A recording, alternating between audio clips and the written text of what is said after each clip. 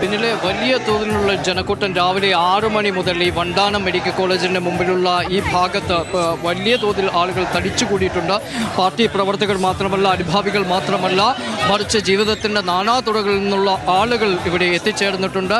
ഇവിടെ ഈ പ്രദേശം എന്നത് BSൻ്റെ ഭൗതിക ശരീരം പൊതുദർശനത്തിനായി വീട്ടിലേക്ക് എത്തുന്നതിന് തൊട്ടു മുമ്പ് പൊതുദർശനത്തിനായി നടത്തുന്ന അവസാന പോയിന്റ് കൂടിയാണ്.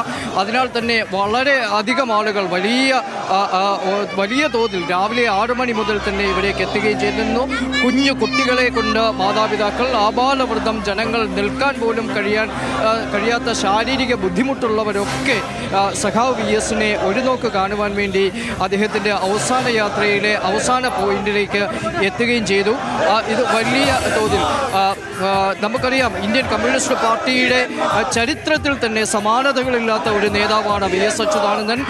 അദ്ദേഹത്തിൻ്റെ അന്തിമ അഭിവാദ്യം അർപ്പിക്കുക എന്നത് ഓരോ കമ്മ്യൂണിസ്റ്റുകാരൻ്റെയും ഏറ്റവും വലിയ അങ്ങേയറ്റത്തെ പ്രിവിലേജായി തന്നെയാണ് അവർ കാണുകയും ചെയ്യുന്നത്. അതിനാൽ തന്നെ വലിയ തോതിലുള്ള ആൾക്കൂട്ടം ഇവിടെ തടിച്ചുകൂടുകയും ചെയ്തിട്ടുണ്ട്. ഇന്ത്യൻ കമ്മ്യൂണിസ്റ്റ് പാർട്ടിയെ സംബന്ധിച്ചിടത്തോളം അതിനൊരിക്കലും മറക്കാൻ കഴിയാത്ത പേരുകളാണ് പുന്നപ്പുരയും വയലാറും. ആ പുന്നപ്പുരയും വയലാറും ഉൾപ്പെടുന്ന പുന്നപ്പുരയുടെ ഏറ്റവും അടുത്ത പ്രദേശത്താണ് ഈ വണ്ടാനം മെഡിക്കൽ കോളേജിൻ്റെ ഈ പ്രദേശം.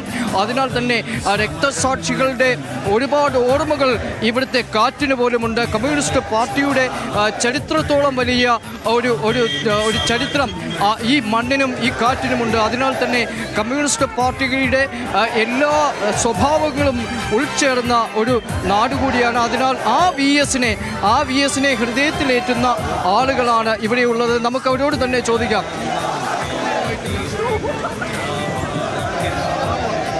ഞങ്ങൾ രാവിലോട്ട് വന്നേ, ഞങ്ങൾ ഇവിടെ തന്നെ ഉള്ളത്. അല്ല, വിദ്യാർത്ഥികൾക്ക് ഭയങ്കര പ്രചോദനമായിട്ടുള്ളൊരു വ്യക്തിയെന്ന രീതിയിൽ ഞങ്ങൾ വന്നേ.